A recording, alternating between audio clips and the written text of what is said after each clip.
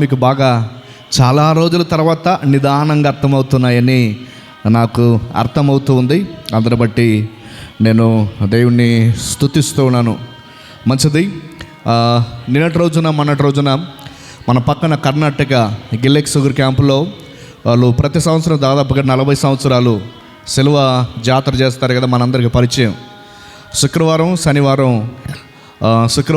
శనివారం 2 వర్తమానాలు మాట్లాడటానికి రమ్మంటే నేను వెళ్ళి అక్కడ వర్తమానాలు మాట్లాడడం జరిగింది. దేవుని కృపను బట్టి చాలా సంతోషం. బహుశా మనం మాట్లాడేది తెలుగు, వాళ్ళకి కన్నడ మదర్ టంగు, నా తెలుగు అదర్ టంగ్ అనిపించిందేమో. సో కాస్త అర్థమైందో దేవుడు ఆ విషయాలని కూడా చూస్తాడని నేను అనుకుంటా ఉన్నాను. ఎట్టకెళ్ళకు తెలుగు పైన అవగాహన వాళ్ళకి అర్థమైందని కూడా నేను నమ్ముతూ ఉన్నాను. నాకు మరో విషయం ఏంటంటే, మన తెలుగు వాళ్ళకే నా తెలుగు అర్థమైతే ఇంకా తెలుగు రాని వాళ్ళకి నా తెలుగు మొత్తం అర్థం కాదేమో అని నేను అనుకుంటాను. కాబట్టి చాలా సంతోషం. దేవుడు తన పరిచరణను ఆ రీతిగా జరిగించిన విధానాన్ని బట్టి నేను దేవుణ్ణి స్తుతించాను. మంచిది. తర్వాత మంగళవారం, బుధవారం, గురువారం తమ్ముడు జాన్ పాలకొల్లు అంటే పశ్చిమ గోదావరి జిల్లా ఆ ప్రాంతానికి వెళ్ళిపోతారు. ఒక 3 రోజులు అక్కడ ఉంటారు. వారి కొరకు మీరు కూడా ప్రార్థన చేయాల్సిందిగా నేను ప్రభువును బట్టి మనవి చేస్తూ ఉన్నాను. ప్రియులారా, మంచిది. ఈ సమయమందు మనం దేవుని వాక్యాన్ని వినటానికి సిద్ధపడదాం. గడిచిన ఆదివారాన ఒక శ్రేష్టమైన సందేశాన్ని మనం ప్రారంభించాం. ఏంటి చెప్పగలుగుతారా? గడిచిన వారం మనం మాట్లాడిన, ధ్యానించిన, విన్న సంగతి ఒకసారి గుర్తు చేస్తారా? ఏమని విన్నాం? ఒక టైటిల్, ఒక గట్టిగా బేతలి అనుభవం, ఇంకా అమ్మా, ఇంకా యాకోబు, ఇంకా అమ్మ ఎక్కడ యాకోబు కళ్ళ కన్నాడు, ఇంకా 3 విషయాలు. What a super. ఇంకా నిచ్చెన, దేవుడు, రైట్. చాలా సంతోషం. నోటు చూసి చెప్పకూడదు కదా, కాబట్టి నేరుగా చెప్పచ్చు. అమ్మ, ఇంకా ఎవరైనా మీలో గడిచిన వారం వర్తమానం విన్న వాళ్ళు ఎవరైనా ఉంటే అమ్మా ఎవరైనా చెప్తారని నేను అనుకుంటాను, ఆశిస్తాను. ఫ్రంట్ లైన్ చాలా ఎప్పుడు కూడా స్ట్రాంగ్ ఉంటుంది కదా. బాగా చదివే స్టూడెంట్స్ అంట ముందు కూర్చుంటారంట. కాబట్టి అంటే వెనకలు కూర్చున్న వాళ్ళంతా మేమంతా దేవునికి ఇష్టం లేదన్నది కాదు, మీ కంఫర్ట్ జోన్లో మీరు కూర్చున్నారు, పిల్లలు కాబట్టి ముందు కూర్చున్నారు. అందరి బట్టి నేను సంతోషిస్తూ ఉన్నాను. ఒక మాటను నేను పదే గుర్తు చేశాను. ఏది ఆ మాట? ఇది దేవుని మందిరమే కానీ వేరొకటి కాదు అని ఒక స్థలాన్ని గురించి యాకోబు ఆ రాత్రి కలలో చెప్పిన సందర్భాన్ని మనం చూస్తూ వచ్చాం. ఇది దేవుని మందిరం కానీ వేరొకటి కాదు. మరలా ఆ భాగాన్ని చదివి అందులో నుండి మిగిలిన సందేశాన్ని వినటానికి సిద్ధపడదాం. ఎక్కడుంది అధ్యాయం? అది బైబిల్లో ఉందంటారా? గట్టిగా ఆదికాండము 28వ అధ్యాయము 17వ వచనాన్ని చదువుదాం. 17వ వచనాన్ని మీ బైబిల్ గ్రంథం తెరిచి మరొకసారి మేము ముందుంచుకోండి. అక్కడ రాయబడిన చక్కటి సంగతులు ఈ సమయాన్ని మనం వినటానికి సిద్ధపడదాం. ఆదికాండం 28వ అధ్యాయము 17వ వచనాన్ని మరోసారి నేను మీ కొరకు చదవటానికి ఇష్టపడుతూ ఉన్నా. భయపడి, ఈ స్థలము ఎంతో భయంకరము, ఇది దేవుని మందిరమే కానీ వేరొకటి కాదు. తర్వాత రాయబడిన మాట, పరలోకపు గవిని ఇదే అనుకొనెను. ఇది దేవుని మందిరము కానీ వేరొకటి కాదు అన్నాడు. ఎవరండి అన్నది? యాకోబు అన్నాడు. యాకోబు తన తల్లిదండ్రుల మాట విని వివాహం కొరకు తండ్రి చెప్పిన మాటకు లోబడి బయలుదేరి దాదాపుగా 400 మైళ్ళు పైచలకు, అంటే ఇంచుమించు 720 కిలోమీటర్ల పైచలకు ఒంటరిగా ఒక చేతి సహాయం కొరకు కాస్త ఒక కట్టే, తర్వాత కొంచెం పదార్థాలు, నూనె కూడా తీసుకున్నట్టుగా అక్కడ మనకు కనిపిస్తుంది. ఇవి అతడు ప్రయాణం కొరకు తీసుకుని, భయము ఒక వెనకాల ఉంది. మరో సందర్భంలో దూరాన ఉన్న తన మామగారి దగ్గరికి వెళ్ళాలన్న ఆలోచన కూడా ఉంది. ఒకవేళ అన్న కనిపిస్తే చంపుతాడేమో అన్న భయం కూడా యాకోబు మనసులో కలిగి ఉన్నాడు. ఇట్టి భయాల మధ్య యాకోబు ప్రారంభించాడు జీవితాన్ని. యాకోబు ప్రారంభించి అలా వెళ్తా ఉన్నప్పుడు ఒక రాత్రి అయ్యింది. రాత్రి అయితే ఆ రాత్రి అక్కడ పడుకోవటానికి నిశ్చయించుకున్నాడు.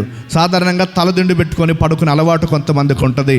అలాగే ఈ వ్యక్తి కూడా ఒక తలదిండు పెట్టుకున్నాడు, పడుకున్నాడు. ఏమిటబ్బా ఆ తలదిండు అంటే అది రాయి తల కింద అలా పెట్టుకొని పడుకొని నిద్రపోతూ ఉన్నప్పుడు ఒక కల వచ్చింది. ఆ కలలో పెద్ద ఆకాశం నుండి భూమి వరకు ఒక నిచ్చెన. అమ్మ, మీ మనసును వాక్యంపై పెట్టండి. కొన్ని నిమిషాలు వాక్యాన్ని ధ్యానిద్దాం.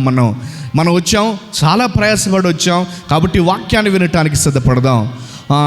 ఆకాశం యొక్క నిచ్చెన ఆకాశం కొన ఉంది, మరో కొనేమో భూమి మీద ఉంది. దాని మీద దేవదూతలు ఎక్కడము, దాని మీద దేవదూతలు దిగడం కనిపిస్తూ ఉన్నారు. అప్ అండ్ డౌన్ దేవదూతలు జర్నీ చేస్తూ ఉన్నారు. ఆ పైనేమో దానికి నిచ్చెనకి పైన దేవుడు ఉన్నాడు, కింద భూమి మీద మరొక అడుగు కనిపిస్తూ ఉంది. ఇలా కళ్ళు మూసుకొని ఆ భయంకరమైన దృశ్యం ఆ రాత్రి ఆ వ్యక్తికి కనిపించింది. ఒక మాట ఇలా గుర్తు చేస్తాను. రాత్రి కన్ఫ్యూజ్ అవుతాం. నేను ఇక్కడే ఉన్నానా, ఎక్కడన్నా ఉన్నానా, మంచం మీద ఉన్నానా, కింద పడ్డానా, నా వెనకాల ఎవరు ఉన్నారు, ముందు ఉన్నారు అని ఒక్కసారి లేచి అందరూ చూసి ఓహో ఉన్నాంలే అన్న ఫీలింగ్ వచ్చి మరలా కాస్త మొహం కడుక్కొని తడుపుకొని ఒకసారి గుండెని అలా కొట్టుకొని ఉన్నానులే, బ్రతికున్నానులే అన్నట్టుగా మనం ఫీల్ అయ్యి పడుకోవటానికి మనం ప్రయత్నం చేస్తాం. నేనేమంటానంటే ఆ రాత్రి యాకోబుకి ఒక దర్శనం కలిగింది, ఒక కళ. ఆ కళలో నిచ్చెన, ఆ కళలో దేవదూతలు ఎక్కడం దిగడం, ఆ కళలో ఆ నిచ్చెన పైన దేవుడు, ఆ కొన రెండవ కొన భూమి మీద ఉంచబడి ఉంది. అక్కడి నుండి దేవుడు మాట్లాడుతూ ఉన్నాడు. సో గడిచిన వర్తమానం మనం ఏం విన్నాము అంటే ఇది దేవుని మందిరం అని చెప్పటానికి రుజువులేంటి? ఇది దేవుని మందిరం కానీ వేరొకటి కాదు అన్నాడు కదా. మరి దేవుని మందిరం అని చెప్పటానికి దేవుని మందిరంలో ఏమి కనిపించాలి? ఆ రుజువులు గడిచిన వారములో మనం విన్నాం. దేవుని మందిరం అంటే ఏముండాలి, దేవుని మందిరంలో ఏం కనిపించాలి, ఏ ఉంటే అది దేవుని మందిరం అవుతూ ఉంది అని ప్రశ్నలు సంధించి కొన్ని మాటలు మనం విన్నాం. దానికి కొన్ని సమాధానాలు మనం చెప్పాం. దేవుని మందిరం అంటే ద వెరీ ఫస్ట్ ఏం కనిపించాలి అంటే దేవుని ప్రత్యక్షత కనిపించాలని విన్నాం. దానికి నిచ్చెనకు పైగా ఎవరున్నారని విన్నాం, దేవుడు ఉన్నాడు అన్నాం. నిచ్చెన ఆకాశానికి భూమికి మధ్యన నిచ్చెన ఉంది. ఆ నిచ్చెన గురించి ఆ నిచ్చెన అంటే ఎవరికి పోల్చాం మనం? యేసుక్రీస్తు వారికి. ఒకసారి మనం గుర్తు చేసుకుందాం. యోహాను సువార్త 1వ అధ్యాయం ఆఖరి వచనం ఒకసారి చూద్దాం. యోహాను సువార్త 1వ అధ్యాయం ఆఖరి వచనాన్ని చూద్దాం. దయచేసి బైబిల్ గ్రంథం అందరూ తెరిచి నాతో పాటు ఆ మాటలు మీరు చూడటానికి ప్రయత్నించమని నేను ప్రభువును బట్టి మనం చేస్తూ ఉన్నాను. ఆ భాగాన్ని ఒకసారి చదవండి. యోహాను సువార్త 1వ అధ్యాయం ఆఖరి వచనం. యోహాను సువార్త 1వ అధ్యాయం ఆఖరి వచనం అంటే 51వ వచనమే. ఆఖరిదంటే దానికంటే అదే లాస్ట్ కదా, ఆఖరిదంటే అదే. రైట్, చదవండి. యోహాను సువార్త 1వ అధ్యాయం 51వ వచనంలో, మరియు ఆయన మీరు ఆకాశము తెరవబడుటయు దేవుని దూతలు మనిషి కుమారునికి పైగా ఎక్కుటయు దిగుటయు చూతురని మీతో నిశ్చయముగా చెప్పుచున్నాను. దేవుని నామానికి మహిమ కలుగును గాక. యాకోబు కలలో ఏం కనిపించిందంటే ఒక నిచ్చెన కనిపిస్తే ఆ నిచ్చెన మీద దేవదూతలు ఎక్కడం దిగడం కనిపిస్తూ ఉంది అని ప్రభువైన యేసుక్రీస్తు వారు ఏం బోధిస్తూ ఉన్నారంటే, ఇదిగో మీరు ఆకాశం తెరవబడుటయు దేవుని దూతలు మనుషు కుమారునికి పైగా ఎక్కుటయు దిగుటయు మీరు చూతురు అని చెప్పాను అనే మాటలు మనం చూస్తాం. ఈ సందర్భము యాకోబు జీవితంలో మనకు కనిపిస్తూ ఉంది. అంటే యాకోబు కలలో నిచ్చెన ఎవరికి గుర్తుగా ఉన్నాడు అంటే మన ప్రభు అయిన యేసుక్రీస్తుకు గుర్తుగా ఉన్నాడు. యేసుక్రీస్తునందు దూతలు ఎక్కడం దిగడం అంటే మనం ఏం గుర్తు చేసాం?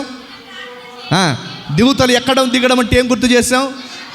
మన ప్రార్థన దేవుని సన్నిధికి యేసుక్రీస్తు ద్వారా పంపించడం, అదే సందర్భంలో దేవుడు యేసుక్రీస్తు ద్వారా మనకు సమాధానాన్ని అనుగ్రహించడం. అందుకనే ప్రార్థన చేస్తూ ఉన్నప్పుడు యేసుక్రీస్తు నామములోనే అనే పదాన్ని మనం ఉపయోగిస్తాం. యేసుక్రీస్తు నామములో ఈ ప్రార్థన అడుగుచున్నాము తండ్రి అంటాం. అంటే తండ్రికి యేసుక్రీస్తు ద్వారా ఈ ప్రార్థన అంతా కూడా పరలోకానికి పంపిస్తాం. అలాగే దేవుడు క్రీస్తుని బట్టి ఆత్మ సంబంధమైన ప్రతి ఆశీర్వాదాన్ని దేవుడు మనకు అనుగ్రహిస్తూ ఉన్నాడు. దేవుడు ఆత్మ సంబంధమైన ప్రతి ఆశీర్వాదాన్ని క్రీస్తు వలన, క్రీస్తు చేత, క్రీస్తు ద్వారా నేను పొందుతూ ఉన్నాము అనే సంగతి నేను గుర్తు చేస్తూ ఉన్నాను. ఎఫెసీ పత్రిక మొదటి అధ్యాయం ఈ మాట అక్కడ మనం చూస్తూ ఉన్నాం. దయచేసి రండి, ఎఫెసీ పత్రిక మొదటి అధ్యాయం 3వ వచనములో ఈ మాటలు కనిపిస్తాయి. ఎఫెసీ పత్రిక మొదటి అధ్యాయము 3వ వచనములో ఈ మాటలు కనిపిస్తాయి. మన ప్రభు అయిన యేసుక్రీస్తు యొక్క తండ్రి యొక్క దేవుడు స్తుతింపబడునుగాక. ఆయన క్రీస్తునందు, బాగా మీరు చూడండి, క్రీస్తునందు ఆ పదాన్ని మనం చూస్తాం. క్రీస్తునందు పరలోక విషయములో ఆత్మ సంబంధమైన ప్రతి ఆశీర్వాదమును అనుగ్రహించను. దేవుని నామానికి మహిమ కలుగునుగాక. ఇక్కడ రాయబడిన మాట ఏమిటంటే, క్రీస్తునందు ఆత్మ సంబంధమైన ప్రతి ఆశీర్వాదమును అనుగ్రహించాడు. ఇలా గుర్తు చేస్తా, క్రీస్తు లేకపోతే నీకు నాకు స్పిరిచువల్ బ్లెస్సింగ్ లేదు, నీకు నాకు ఆశీర్వాదమే లేదు. ఈ మాటలు ఇలా గుర్తు చేస్తూ ఉన్నాను. క్రీస్తు చేత, క్రీస్తు వలన, క్రీస్తు ద్వారా మనము ఆశీర్వాదాన్ని పొందుతామని ఈ సందర్భంగా నేను గుర్తు చేస్తూ ఉన్నా. ప్రార్థన, క్రీస్తు నామములో ప్రార్థన చేస్తే దేవుడు దానిని అంగీకరిస్తాడు అని లేఖనము మనకు బోధిస్తూ ఉంది, తెలియచేస్తూ ఉంది. కాబట్టి ప్రభు అయిన యేసుక్రీస్తు నామములో దానిని మనం పొందుతాం. యోహాను సువార్త 14వ అధ్యాయము 13వ వచనములో ప్రభు అయిన యేసుక్రీస్తు వారు ఇలా అన్నారు. యోహాను సువార్త 14వ అధ్యాయము 13వ వచనాన్ని ఒకసారి చదవండి.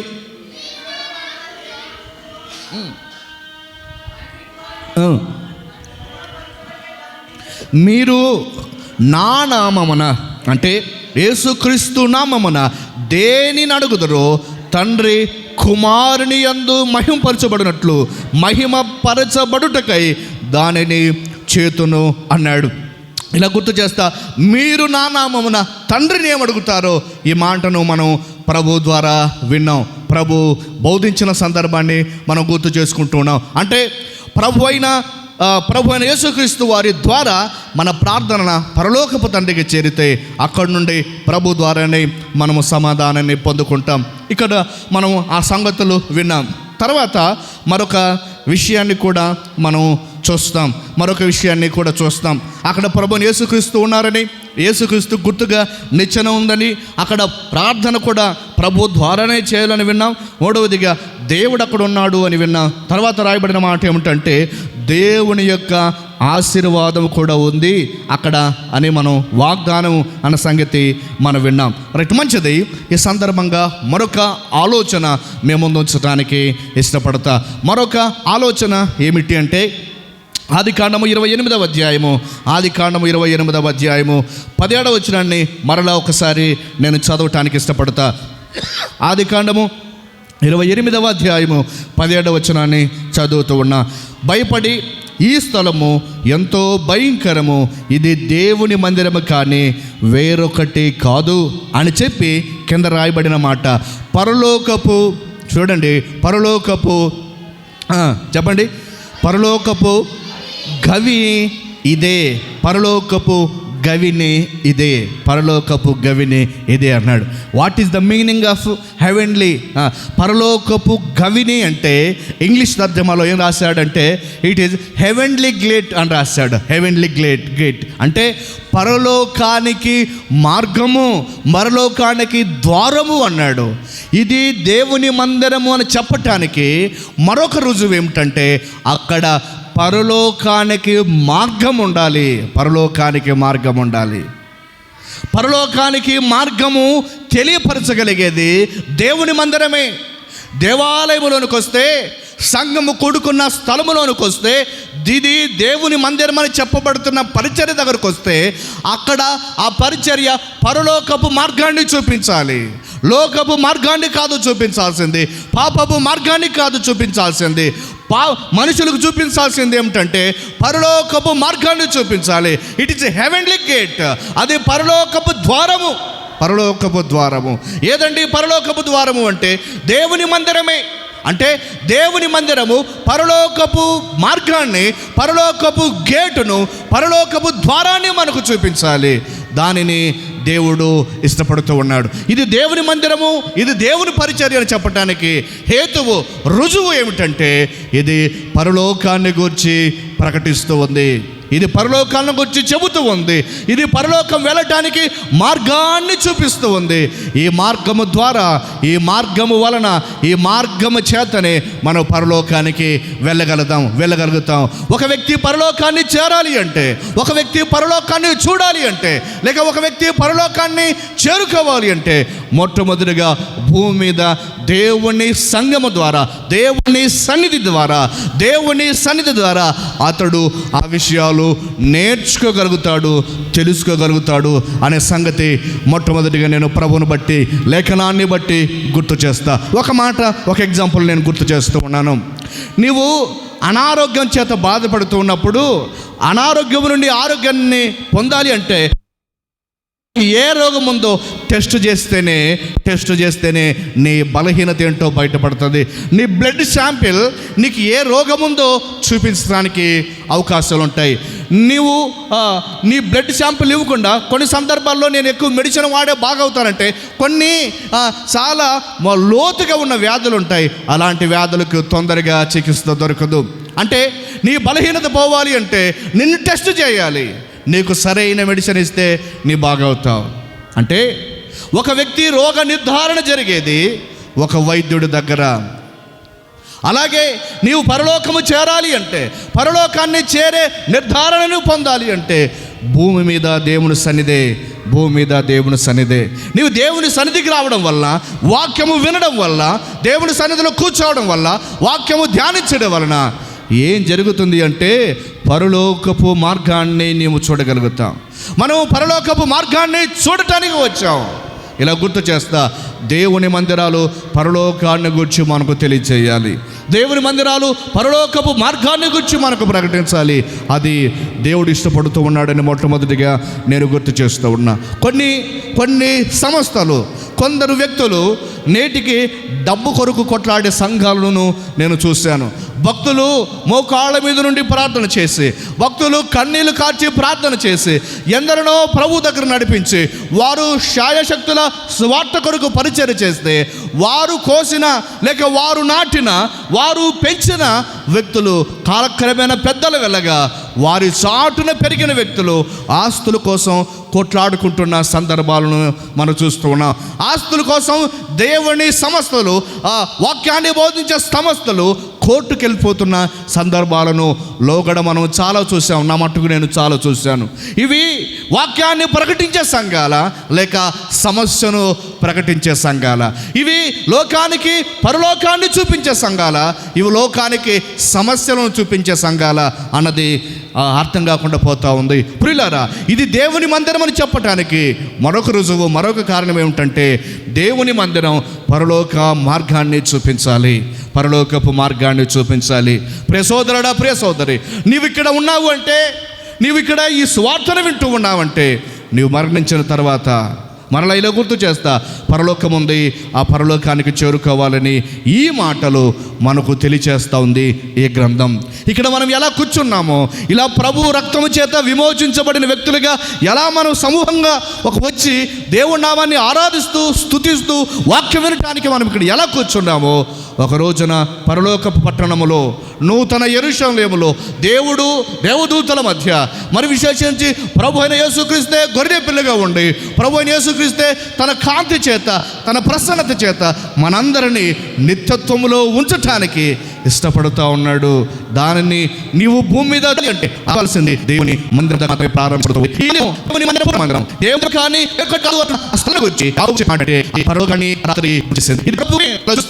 యాకోబు పరలోక దేవుడు వచ్చాడు, దేవుడు మాట్లాడుతూ వచ్చాడు. సంఘాలు సమస్తలు దేవుని మందిరాన్ని చూపించాలి, పరలోకాన్ని చూపించాలి.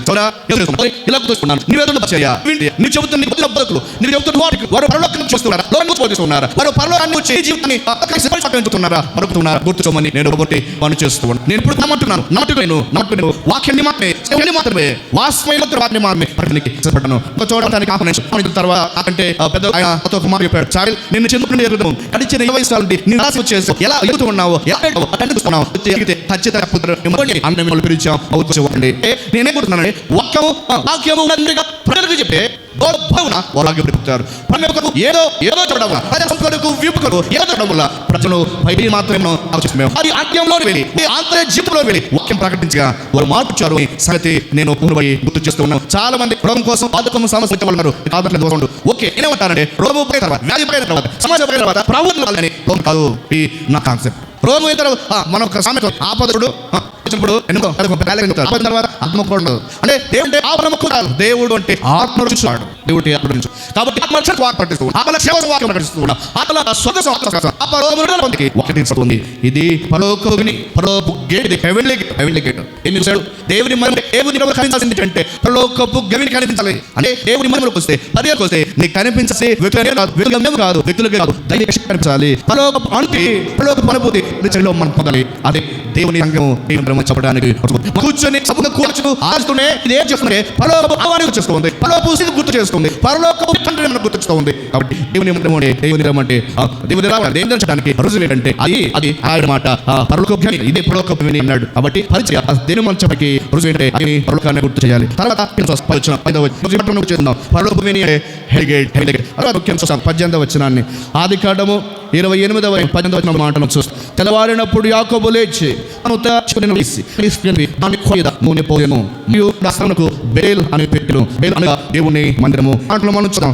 18వ తెల్లవారినప్పుడు యాకోబు లేచి చేసుకుని రాయిని తీసి దాని స్తంభం నిలిపి దాని మీద నూనె పోసాను. రాయిని ఏం చేస్తూ ఉన్నాడట, లేపి ఆ రాయిని అలా నిలబెట్టి దాని మీద ఏం పోస్తూ ఉన్నాడు, నూనె పోస్తూ ఉన్నాడు. ఒక మాట చెబుతా, మన హైందవ దేవాలయాల దగ్గర నిలబెట్టింటారు. ఏది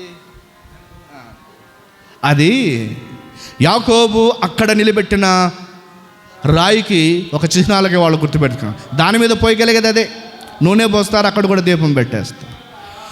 వాస్తవంగా అది ఏం గుర్తు చేస్తుంది అంటే రాయి స్తంభముగా నిలిపాడు. రాయి స్తంభముగా నిలిపాడు. స్తంభము అంటే ప్రకటన గ్రంథంలో మనకి ఏం కనిపిస్తుంది అంటే స్తంభము సంఘానికి సాదృశ్యంగా కనిపిస్తూ ఉంది. సంఘానికి సాదృశ్యంగా కనిపిస్తుంది. 7 దీప స్తంభముల మధ్య సంచరించువాడు చెప్పుచున్న మాటలు ఏమిటి అంటే 7 దీప స్తంభములు అంటే 7 సంఘాలు అని ప్రకటన గ్రంథము మనకు బోధిస్తూ ఉంది. ఇలా గుర్తు చేస్తా, దాని మీద నూనె పోసి ఆ స్థలానికి బేతేల్ అని పేరు పెట్టాడు. నూనె పోసాడు అంటే పాత నిబంధనలో ఆరాధన కోసం అర్పణ తెచ్చేవాళ్ళు, ఆరాధన కోసం ద్రవ్యాలు తెచ్చేవాళ్ళు, ఆరాధన కోసం మేకలు లాంటివి తెచ్చి దేవునికి అప్పగించేవాళ్ళు. ఆ రోజున అక్కడ ఏం జరిగింది అంటే ఒక స్తంభం నిలిపి దాని మీద నూనె పోసాడు. ఇట్ మీన్స్ అక్కడ ఆరాధిస్తున్న ఆరాధికుడిగా మనకు కనిపిస్తూ ఉన్నాడు.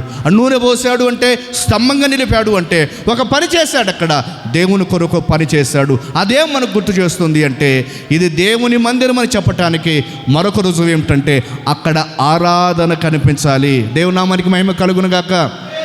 దేవుని మందిరం అని చెప్పడానికి రుజువు ఏమిటంటే దేవుని మందిరం ఏం కనిపించాలి అంటే ఆరాధన కనిపించాలి. రాయిని నిలిపి దాన్ని స్తంభంగా నిలిపి అలా నూనె పోసి బహుశా ఇది బేతేల్ అన్నాడు, ఇది దేవుని మందిరము అన్నాడు, ఇది దేవుని మందిరం అన్నాడు. అక్కడ యాకోబు మనకి ఎలా కనిపిస్తాడు అంటే ఒక ఆరాధికుడిగా, ఒక భక్తుడిగా, ఒక ఆరాధన చేసిన వ్యక్తిగా యాకోబు అక్కడ మనకు కనిపిస్తూ ఉన్నాడు. ఇది దేవుని మందిరం అని చెప్పడానికి మనకు ఉండవలసిన మరో రుజువు ఏమిటంటే ఆరాధన కనిపించాలి. దేవుని మందిరములో ఆరాధన ఉండాలి. దేవుని మందిరములో ఆరాధన సంపూర్ణంగా ఆరాధించే వ్యక్తులు ఉండాలి. ఆరాధన దైవికమైన ఆరాధన అయి ఉండాలి. ఆరాధన వాక్యానుసారమైన ఆరాధన అయి ఉండాలి. ఆరాధన అంటే దేవుడు ఏమై ఉన్నాడో బాగా గుర్తుపెట్టుకోండి. ఆరాధన దైవిక నడిపింపును కలిగి ఉండాలి, మానవ నడిపింపును బట్టి కాదు. ఆరాధన అంటే దేవుడు ఎవరో గుర్తు చేసుకోవడం, దేవుడు ఎవరో గుర్తు చేసుకోవడం. ఎవరు దేవుడు అంటే, దేవుడు ఎలా ఉంటాడు అంటే దేవుని యొక్క గుణాన్ని, దేవుని యొక్క లక్షణాన్ని, ఇలా చెప్పాలంటే దేవుని యొక్క వ్యక్తిత్వాన్ని గుర్తు చేసుకోవడమే ఆరాధన. ఆరాధనలో దేవుడు తన పరిశుద్ధతను మనకు గుర్తుకు చేస్తాడు. ఆరాధనలో దేవుడు తన ప్రేమను మనకు గుర్తు చేస్తాడు. ఆరాధనలో దేవుడు తన ప్రేమను మనం గుర్తు చేసుకుంటాం. ఆరాధనలో దేవుడు తన కృపను మనం గుర్తు చేసుకుంటాం. ఆరాధనలో ఆయన ఎంత శాశ్వతంగా ఉన్నాడో, ఆరాధనలో దేవుని యొక్క లక్షణాలను, దేవుని యొక్క వ్యక్తిత్వాలను, దేవుని యొక్క ప్రసన్నతను మనం గుర్తు చేసుకుంటున్నాం. అది ఆరాధన అంటే. దేవుడు ఎవరో ఆయన బట్టి కృతజ్ఞతలు చెల్లించడం ఆరాధన. కొన్ని సందర్భాలు అంటాం, మా అబ్బాయి తెలుసా, మా అబ్బాయి అంటే ఎలాంటి వాడు తెలుసా, మంచి ఇంటెలిజెంట్, మంచి బ్రిలియంట్, ఆ డిగ్రీ చదివాడు, డిగ్రీకే చాలు మనోన్ని మా గ్రామంలో తగిలే కెపాసిటీ ఎవరికి లేదు. అంటే మన పిల్లల కెపాసిటీని బట్టి మనం మాట్లాడుతూ ఉంటాం. మా అబ్బాయి తెలుసా, మా అబ్బాయి ఉన్న పాటున 150 కిలోలు ఎత్తగలుగుతాడు.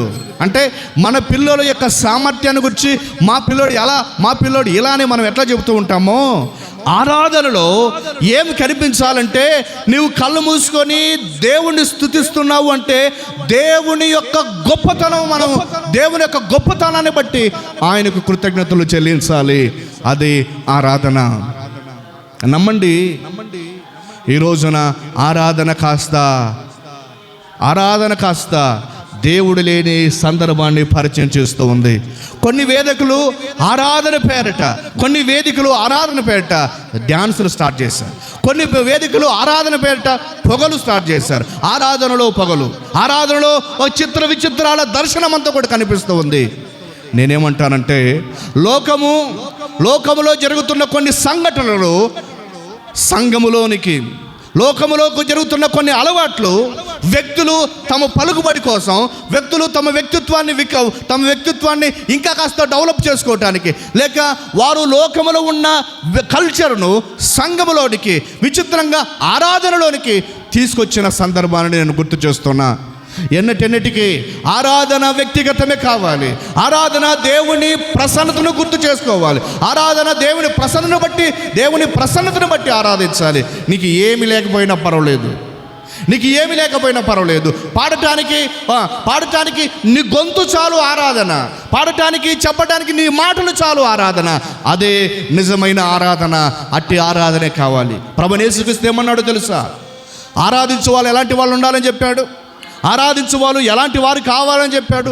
ఆరాధన అంటే పేరు మోసిన ప్రముఖ గాయకులు వాళ్ళంతా కూడా మందు కట్టేవాళ్ళు. ఆరాధన అంటే ఇక్కడ నుండి అక్కడ వరకు అన్నీ కూడా డీజేలు, డబ్బాలు, అన్నీ కూడా పొగలు, మంచులు, అన్నీ కూడా. ఇది కాదు. ప్రభు ఇచ్చిన నేరుగా ప్రభు ఇచ్చిన స్టేట్మెంట్ ఏంటంటే, ఆరాధన అంటే ఆరాధించేవారు ఎలాంటి వారు ఉండాలి అంటే ఆత్మతో సత్యముతో ఆరాధించే వాళ్ళు కావాలి. This is truly worship. ఇది ఈ ప్రస్తుత దినాలు కావాల్సిన ఆరాధన. అసలు నిద్రపోతున్న వాళ్ళు గట్టిగా చప్పట్లు కొట్టండి.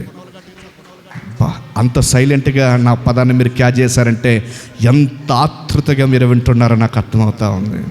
దేవునామానికి మహిమ కలుగునుగాక. హల్లెలూయా. ఆరాధన మనం చూస్తాం. ఆరాధన ఆత్మతో సత్యముతో ఆరాధించే ఆరాధన. ఆత్మతో సత్యముతో ఆరాధన అంటే సత్య ప్రవర్తన కలిగిన వ్యక్తిగా నిన్ను నీవు ఆత్మతో ఆరాధించడం, నీ ఆత్మ పరమాత్మలో లీనమైపోయి స్తుతించేదాన్నే దట్ ఈస్ కాల్డ్ ఆత్మీయ ఆరాధన అని నేను గుర్తు చేస్తూ ఉన్నా. ఆత్మీయ ఆరాధన నీ మనసు ప్రభువుతో కలిసిపోవడమే, నీ ఆలోచన ప్రభువుతో కలిసిపోవడమే. ఆరాధన అంటే లేచి నిలబడతాం, మనం ఇక్కడ ఉంటాం, ఎక్కడో పోతూ ఉంటుంది మన మనసు, ఎక్కడో పోతూ ఉంటాయి మన తలంపులు, ఎక్కడో తిరిగి వస్తూ ఉంటాయి, వడ్డీ లెక్కలు గుర్తుకొస్తూ ఉంటాయి, ఫోన్ కాల్స్ గుర్తుకొస్తూ ఉంటాయి, అప్పుడే మెసేజ్లు గుర్తుకొస్తూ ఉంటాయి, అప్పుడే మొబైల్ గుర్తుకొస్తూ ఉంటుంది. కనీసము ఆరాధనలో ఒక 10 నిమిషాలు మొబైల్ పక్కన పెట్టలేని ఆరాధన, అది ఆరాధనని ఎలా అనిపించుకుంటుంది? ప్రియులారా, ఆరాధన ఆత్మ సత్యముతో కలిసిన ఆరాధన. సత్య ప్రవర్తనుడైన వ్యక్తి ఆరాధించే ఆరాధన అదే దేవునికి కావాల్సిన ఆరాధన. నేను ఇలా గుర్తు చేస్తా, నేను మీకు కనిపించేటట్లుగా ఆరాధన గురించి బాగా చెప్పి నేను బయటికి వెళ్ళి నేను నా ఇష్టానుసారంగా నా పాప జీవితాన్ని జీవించి బ్రతికానంటే నమ్మండి, దేవుడు నా ఆరాధనను అంగీకరించడు. వాస్తవం. ఆదివారం మాత్రమే ఆరాధకుడికి కనిపించి సోమవారం నుండి శనివారం దాకా లోకస్తుడికే కనిపిస్తే మళ్ళా వచ్చి కూర్చొని ఆరాధిస్తే అది ఆరాధన అనిపించుకోదు. అట్టి ఆరాధన కాదు దేవుడు ఇష్టపడేది. ఆరాధనలో నీవు దేవునికి కనిపించాలి. చాలా సందర్భాల్లో చాలా సంఘాలలో బాగా బీడీలు తాగుతూ ఉంటారు, బాగా నసిదుకుతుంటారు, వచ్చి మాకు పాటలు ఇవ్వలేదని కొట్లాడుతూ ఉంటారు. వాడు పాస్టర్లు ఉద్యోగం చేస్తూ ఉంటారు కాబట్టి ఏమనుకోకుండా వాళ్ళ మెప్పు కోసం నాయనా హరా పాడు, అమ్మ హరా పాడు. బయటికి పోతే వాళ్ళ నోరు పెద్ద డ్రైనేజ్ కాలువలా ఉంటుంది.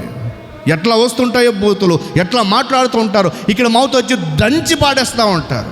ఇది కాదు ఆరాధన. వినండి, ఇది కాదు ఆరాధన. అట్టి ఆరాధికుడిని దేవుడు అంగీకరించుడు. నీకున్న మెప్పు కోసమో, సంఘములో నీకున్న బ్యాక్గ్రౌండ్ కోసమో, సంఘములో నీ స్థాయిని, నీ ఉనికిని ప్రకటించడానికి కోసమో అలా నీవు చేస్తున్నావేమో, కానీ ఆరాధన అది అనిపించుకోదు. అట్టి ఆరాధికులు దేవునికి అవసరం లేదు. ఆత్మతో సత్యంతో కావాల్సిన ఆరాధన కావాలి. నేను చాలా సంఘాలు చూశాను, చాలా వ్యక్తులను చూశాను. ఆరాధన దైవ పద్ధతిలో జరగాలి. దైవ పద్ధతిలో జరగాలి. ప్రియులారా, ఆలోచన చేద్దాం. నీ మాట, నీ తలంపు, నీ చూపు పవిత్రంగా లేకుండా నీవు దేవుణ్ణి ఆరాధిస్తే మనుషులకు కనపడేటట్లుగా నీవు ఉంటావేమో ఆరాధికుడిగా.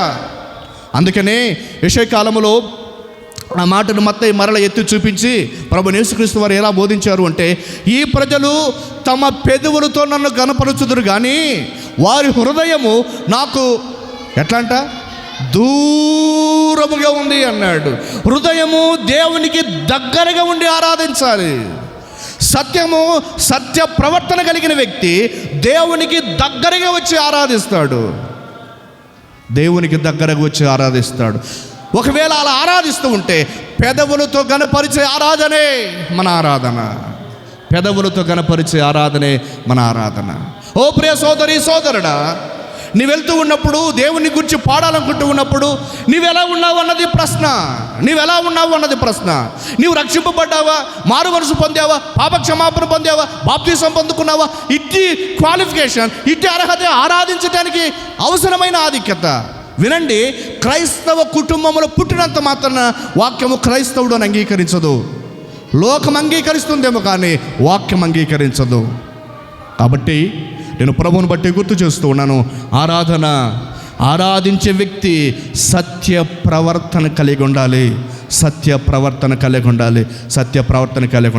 ఒక చోట మేము వెళ్ళాం, టీముగా వెళ్ళినప్పుడు బాగా దాగొచ్చాడు. సార్ నాన్న ఒక పాట పాడతానంటాడు. సార్ నాన్న పాట పాడతాం. అయ్యా ఫుల్గా ఏంటంటే లేదు నన్ను బాగా పాడతాను పాట అంటాడు. ఏం చెప్పాలో చూడండి. కొన్ని సందర్భాలలో దేవుని ఆరాధనను ఇబ్బంది పెట్టే లక్షణాలు కూడా అపవాది క్రియేట్ చేస్తాడు. అపవాది కొందరు వ్యక్తులను లేపి వాడుకొని సత్య సంబంధమైన పరిచయను ఏదో ఒక రకంగా ఇబ్బంది పెట్టాలన్న ఆలోచన కొందరికి అపవాది ప్రేరేపిస్తూ ఉంటాడు. ప్రేరేపిస్తాం, ఆగి ఆలోచించమని నేను ప్రభువును బట్టి మనం చేస్తూ ఉన్నాం. ఇది దేవుని మందిరము అని చెప్పటానికి, దేవుని మందిరములో కనిపించాల్సిన మరొక గుర్తు ఏమిటంటే అక్కడ ఆరాధన జరగాలి, అక్కడ ఆరాధన ఉండాలి. ఆరాధనలో దేవుని మహిమను గురించి, దేవుని ప్రసన్నతను గురించి, దేవుని ఔన్నత్యాన్ని గురించి, దేవుని ప్రభావాన్ని గురించి వర్ణిస్తూ, వివరిస్తూ, కీర్తిస్తూ స్తుతించడమే ఆరాధన. యాకోబు ఆ రాత్రి తెల్లవారను లేచి రాయిని తలగడగా పెట్టుకున్న రాయిని తీసి నూనె పోసి ఆరాధించిన ఒక భక్తుడిగా దేవుణ్ణి గుర్తు చేసుకుంటూ ఒక మాట అన్నాడు. ఏమన్నాడు ఆ మాట అంటే, మరియు అతడు ఆ స్థలమునకు బేతెల్ అను పేరు పెట్టాను. బేతెల్ అనగా అక్కడ కింద ఏం రాశాడు? దేవుని మందిరం. దాన్ని హెబ్రూలో ఏమంటారు అంటే, బెతెల్ అంటే హెబ్రూలో బెత్ ఎల్ అంటే, ఎల్ అంటే దేవుడు, బెత్ అంటే ఇల్లు, దేవుని ఇల్లు అని దానికి ఒరిజినల్ ట్రాన్స్లేషన్. బెతెల్ అంటే దేవుని ఇల్లు. బేతేల్ అంటే దేవుని ఇల్లు. దేవుని మందిరం అంటే దేవుని ఇల్లు. దేవుని మందిరం అంటే బేతేల్. బేతేల్ అంటే దేవుని ఇల్లు. బెత్ ఏల్ అంటే ఏల్ అంటే దేవుడు, బెత్ అంటే ఇల్లు. దేవుని ఇల్లు, దేవుని ఇల్లు. యాకోబుకి ఎక్కడొచ్చాడు? యాకోబు ఎక్కడొచ్చాడు? యాకోబు ఎక్కడొచ్చాడు? దేవుని ఇంటిలోనికి వచ్చాడు. దేవుని ఇంటిలోనికి వచ్చాడు. ఎక్కడి నుండి వచ్చాడు? వాళ్ళ సొంత ఇంటిలో నుండి బయలుదేరి వాళ్ళ మామ దగ్గరికి వెళ్ళాలనుకుంటున్నప్పుడు మొట్టమొదటిగా ఒక రాత్రి దేవుని ఇంటిలో కనిపించాడు. దేవుని ఇంటిలో ఉన్నాడు. దేవుని మందిరము దేవుని ఇల్లు. దేవుని మందిరము దేవుని ఇల్లు. ఏంటండి, మన ఇండ్లు ఉన్నాయి కదా, మన ఇంట్లో మనం ఉంటాం. మన దేవాలయంలో దేవుడు ఉంటాడా అంటే దేవుడు తాను కోరుకున్న స్థలాన్ని, దేవుడు తాను నివసించాలనుకుంటున్న స్థలానికి ఇచ్చిన పేరు ఏంటంటే Beth El. Beth El, Bel, El Bethel అని కూడా దాన్ని అంట. ఎల్ బెతేల్ అంటే ఇట్ మీన్స్ దేవుని ఇల్లు. దేవుని ఇల్లు. పాత నిబంధన దేవాలయాన్ని దేవుని ఇల్లుగా పోల్చింది. పాత నిబంధన దేవాలయాన్ని దేవుని ఇల్లుగా పోల్చింది. నాకు వాక్యం చదువుతూ ఉన్నప్పుడు ఏదైనా డౌట్ వస్తే దాని ఒరిజినల్ మీనింగ్లోనికి నేను తెలుసుకోవడానికి ప్రయత్నిస్తా. వినండి, పాత నిబంధన అంతా కూడా హెబ్రీ భాషలోను, కొత్త నిబంధన అంతా కూడా గ్రీకు భాషలో రాశారు. కాబట్టి గ్రీకు భాషలో ఏముందో హెబ్రీ భాషలో అక్కడ వాడబడిన పదాలేంటో దాన్ని మనం తెలుసుకోగలిగితే వాక్యం కాతోటి వీలుగా ఉంటుంది. కాబట్టి దేవుని ఇల్లు అంటే ఇది దేవుని ఇల్లు. దేవుని ఇల్లు. నా ఇంట్లో ఎవరు అజమాయిస్తారు? నా ఇంట్లో ఎవరు ఉంటుంది? మీ ఇంట్లో ఎవరు ఉంటారు? ఉన్నారంటే అమ్మ మీరు చెప్పారు సమానం. అమ్మ మీ ఇంట్లో ఎవరు ఉంటారు? మీరే వంట కరెక్ట్ చెప్పారుగా. ఓకే, మీ ఇంట్లో మీరు పెద్దగా ఉంటారు అంటే మీకు అంటే మీ ఇంట్లో అమ్మాయి ఉంటుంది. ఇవన్నీ గుర్తొచ్చారా? దేవునితో దేవుడు మత్కారంగా ఉండాలి. దేవుని సంఘములో దేవుడు నీవు ఒక సహాసలము, ఒక సదాసలము, నీవు ఒక బాధ్యత, నీవు ప్రభు దేవుని ఇంట్లో నీవు నీవు నేను పనిచేసేగలము. దేవునిలో మనుషులము. ఒక మాటలో చెప్పాలంటే పైగా నాకు ఇక్కడ తెచ్చాడు. మనము దేవుని ఇంట్లో పని మనుషులం, వీటిలో పని మనుషులు. ఎందుకంటే మన ఇంటి మన దేవుడే. మా ఇంట్లో మన ఇది మా ఇల్లు, నా ఇల్లు. అప్పుడే ఒక ఆమెకి ఒక అబ్బాయి ఇల్లు ఇస్తున్నాడు. అలా చాలా ఇప్పుడు కూడా ఇష్టపడు పెద్ద మనసులో దిగాడు. మనసులో అడిగారు, మీ ఇల్లు అంటే ఇది మా ఇల్లు చెప్పింది. గుడిసాను కాదు, పెద్ద చేసాను కదా, అది మా ఇల్లు ఉంది. అంటే చూడండి, పెళ్లి ఇల్లు ప్రాబ్లం అయిపోతుంది. అంత పొలం ఒక అద్దె వెళ్ళకుండా తీసుకుంటే మాకు మా 5 ఎకరాలని చెప్తాయి. పెళ్లి ఎంత పెద్ద ప్రాపర్టీ ఈజీగా వస్తాయి కదా. చాలా చెప్పలేదు అంటే దానికి అంత కట్టాలి మిమ్మల్ని దృష్టవంతరాలు కాబట్టి. కాబట్టి అదృష్టంలో చూసుకుంటారు కాదు, దేవుడికి భాగ్యవంతులు మీరు అందరూ కూడా. జీవం భగవంతమని చెప్తా. నీ భార్యకి చెప్పవద్దు, నీవు నీ భార్య నీకు భాగ్యవంతులు. మనలో దేవుని ద్వారా భాగ్యవంతులు. స్థితిలో ఉండవచ్చు. మాట్లాడుకోలేదు. దేవునిలో దేవుని అజమాయిష్, దేవునిలో వాక్మదే పని. ఇది దేవుని పట్టణి, ఇది దేవుని పట్టడానికి మాట్లాడంటే ఇది దేవుని ఇల్లు, ఇది దేవుని ఇల్లు. దేవుని ఇంటిలో దేవునిలో నీవు ఎలా ఉన్నావు అన్నది ప్రశ్న. అంటే దేవుని మందిరము నీవు ఎలా దేవునిలో ఎలా ఉన్నావు. మనం కూడా గృహ నిర్వాహకం అంటే గృహాన్ని పాలించగల వ్యక్తులం, గృహాన్ని పాలించగల వ్యక్తులం. దేవుని ఇల్లును గురించి, దేవుని మందిరం, దేవుని దేవాలయము అని పాత నిబంధన శోధించింది. కానీ పాత నిబంధన దేవుని మందిరానికి దేవుడు నివసించే స్థలము అని సంబోధించింది. కొత్త నిబంధనలో ఒక డెఫినేషన్ మారింది. దేవుని ఇల్లు అంటే తెలుసా? యాకోబు కాలంలో, దేవుని ఇల్లుగా చూస్తే కొత్త నిబంధనలో ఒక న్యూ డెఫినేషన్ అనిపించింది. కొత్త నిబంధనలో ఒక మాట మనం చూద్దాం. హెబ్రీయులకు రాసిన పత్రిక 3వ అధ్యాయాన్ని మనం చూద్దాం. అపోస్తలుడైన పౌలు హెబ్రీయులకు రాసిన పత్రిక 3వ అధ్యాయము 6వ వచనము ఆఖరైన మాట, ఆఖరైన ఒకటి నన్ను నచ్చని ఏంటి అంటే, అయితే క్రీస్తు కుమారుడని ఆయన ఇవి నమ్ముకున్నాడు. దైవము నిరీక్షణ ఉత్సాహమును మనమే ఆయన ఇల్లు. మనకి మహిమ కాక you are the house of God. నువ్వు దేవుని ఇల్లు, దేవుని ఇల్లు. నేను దేవుని ఇల్లు. పాత నిబంధనలో దేవాలయము దేవుని ఉంటే, కొత్త నిబంధన నిన్ను మనందరం కూడా దేవుని ఇల్లు. దేవునికి అన్ని మేము నీవు దేవుని ఇల్లు అపవాదిలుగా ఎవరు పాలకులుగా ఉన్నారు. నీ హృదయాన్ని, నీ ఇంటిని దేవుడు నిన్ను ఇల్లుగా కట్టుకున్నాడు. దేవుడు నిన్ను ఇల్లుగా కట్టుకున్నాడు. యాకోబు చెప్పిన మాట ఇది బెత్ బెతేల్ అన్నాడు. ఇది దేవుని ఇల్లు, ఇది దేవుని ఇల్లు. సంఘము దేవుని ఇల్లు, సంఘము దేవుని ఇల్లు, దేవుని మందిరము దేవుని ఇల్లు. ఇది మనం కట్టుకోవటానికి, మనం ఉండటానికి కాదు. దేవుడు తన వాక్యము ద్వారా మనతో మాట్లాడటానికి నిర్మించిన మందిరం పరిచర్య. దేవుని మందిరం అంటే ఆషామాషిగా ఉండొద్దు. దేవుని మందిరం అంటే నిర్లక్ష్య ధోరణి పెట్టుకోవద్దు. దేవుని పరిచర్య అంటే నేను పోతే జరగాలి, నేను ఉంటేనే కాదు కాదు కాదు. నేనేమంటానంటే అలా గర్వించిన మన తాతలు సమాధుల్లో పడుకున్నారు. అలా అనుకున్న వాళ్ళు చాలామంది ప్రపంచాన్ని విడిచి వెళ్ళిపోయారు. వాళ్ళకంటే ఏమాత్రం గొప్ప వ్యక్తులం కాదు మనం. ఒక మాట ఇలా గుర్తు చేస్తున్నా, దేవుని ఇంటిలో నీవు నేను అందరూ కూడా పని మనుషులం. ఇది నా స్టేట్మెంట్. దేవుని ఇంటిలో నీవు నేను మనమందరూ కూడా పరిచారకులము, పని మనుషులం. దేవుని ఇంటిలో పని జరుగుతూ ఉంది. దేవుని ఇంటిలో పని జరుగుతుంది.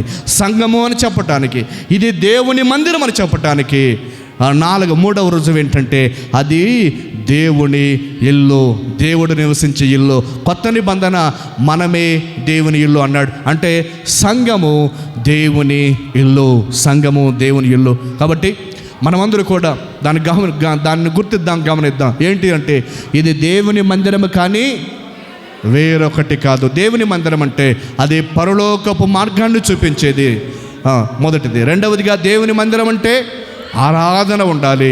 మూడవది దేవుని మందిరం అంటే దేవుని ఇల్లు, ఎల్ బెతేల్, దేవుని ఇల్లు. దేవుని ఇంట్లో మనమందరం కూడా దేవుణ్ణి మహింపరిచి దేవుడు నివసించడానికి మనం యోగ్యమైన వాతావరణాన్ని కల్పించుకుందాం. మన ఇంట్లో మనమే ఉంటామా? లేదు సార్, మాకు 2 ఇళ్ళు ఉన్నాయి, ఒక ఇంట్లో మేమున్నాం, ఇంకొక ఇల్లు బాడికి ఇచ్చామంటారా? బాడిగింట్లో ఎవరైనా చెప్పండి, ఎవరైనా ఇల్లు ఒకటి ఉంది కాబట్టే మనం ఉన్నాం. ఇల్లు 2, 3 ఉంటే బాడికి ఇస్తాం. జీవితం ఒక్కటి కాబట్టే దేవుడే ఉండాలి. జీవితాలు 2, 3 ఉంటే తర్వాత చూద్దాం. ఈ జీవితం ఒక్కటే కాబట్టి మన ఇంట్లో మనమే ఉండాలి. అలాగే మన జీవితంలో మన దేవుడే ఉండాలి. ఈ ఇల్లు శరీరాన్ని దేవుడు కట్టాడు. ఈ ఇల్లు శరీరాన్ని దేవుడు కట్టాడు. ఒక మాట ఇలా గుర్తు చేస్తా, మన ఇంటికి కిటికీలు పెట్టుకునేది మనమే. మన ఇంటికి నాకు తెలిసిన ఆ మధ్య ఒక ఇంటి గృహప్రవేశానికి వెళ్ళాం. దాదాపుగా ఒక ఆమె ఇంచుమించు ఒక 10 ఇండ్లు చూసిందంట. 10 ఇండ్లు యా టైప్ కట్టాలి, యా టైప్ ఇల్లు కట్టాలి, యా టైప్ ఇల్లు కట్టాలి, ఎట్లా కడితే బాగుంటుంది, ఎట్లా కడితే బాగుంటుంది, ఒక 10 ఇండ్లు చూసి వచ్చిందంట. నేనేమంటానంటే మనకు ఎట్లా కావాలో అట్లా కట్టుకోవడం మన ఆలోచన. దేవుడు ఎట్లా ఉండి కట్టాలనుకున్నాడో మనందరం అలా కట్టాడు. ఈ కళ్ళు ఇక్కడే ఉండాలని నేను ఊహించామా?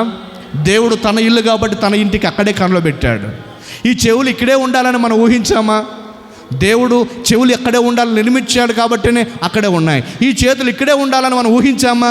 ఎందుకని ఈ చేతులు ఇక్కడే ఉన్నాయంటే దేవుడు తన ఇల్లు కాబట్టి తన ఇంటిని తనకు అవసరమైనట్టుగా కట్టుకున్నాడు. అంటే నీవు కలిగిన అవయవాలు నీ ఊహించి పొందుకున్నవి కాదు.